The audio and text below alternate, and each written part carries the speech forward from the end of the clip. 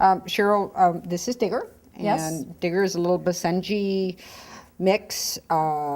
We think he has some cattle dog in him. Possibly. Basenji and cattle dog mix. He loves to run. He is extremely intelligent. He's very playful. But his manners sometimes leave a little bit to be desired. Right.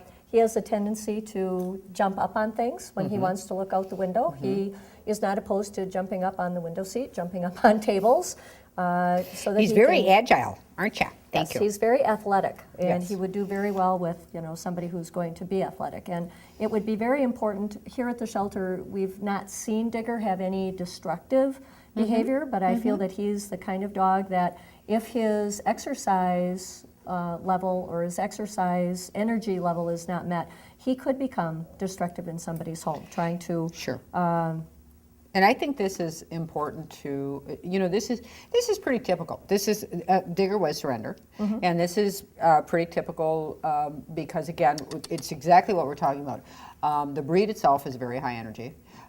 We have a young dog, because dogs don't actually emotionally mature. He's full grown, but they don't emotionally mature until they're about 3 years of age. So Digger is what I call a project dog.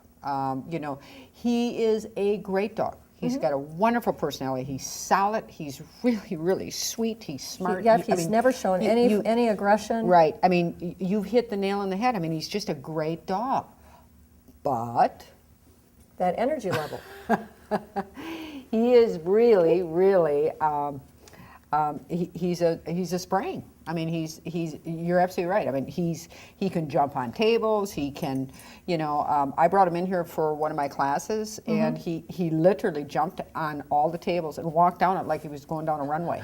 I mean, introducing himself to all the people sitting himself. at He was very friendly, very outgoing. Right. But the point is who's going to deal with that in their household? Right. And it's something that's going to have to be addressed every day. And like right now, he's just being very polite, and he's food motivated, and he's very loving, very affectionate. But he probably already had his morning run, and he just needs to burn that energy on a regular basis. Not once a week. Right.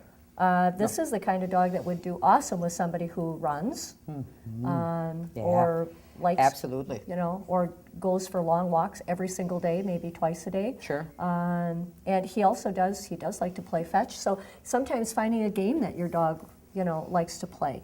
And again, being that herding breed, who knows? Maybe he'd like to have some sheep or something.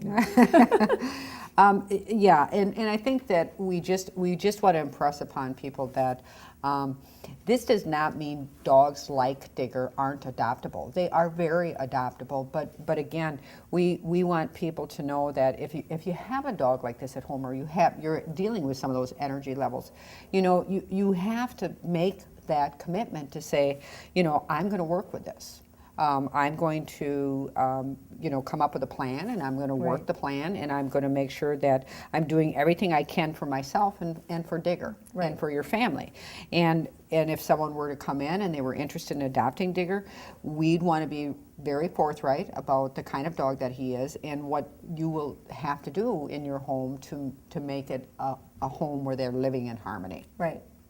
And we always talk about the honeymoon period when people are adopting a dog. They're very calm and very sedate, maybe those first 3 to 4 months, because they're like, okay, I'm not sure about this, and then they start 3 to 4 days. 3 to 4 days, that could be too.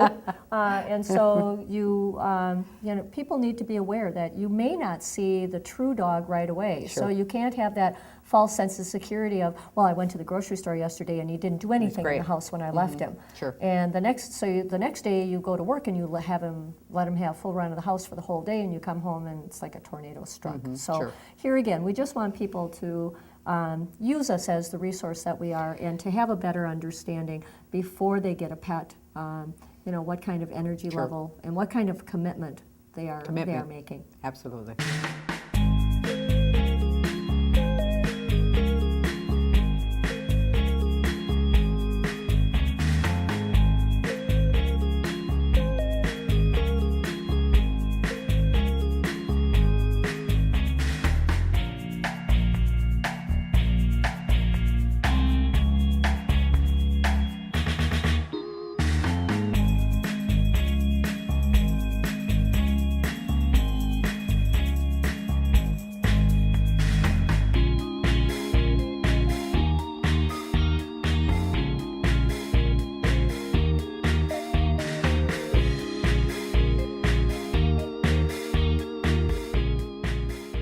We hope that you've enjoyed our show today and have learned a lot about how the Oshkosh Area Humane Society can be a valuable resource for any of you in the community that are having pet-related problems.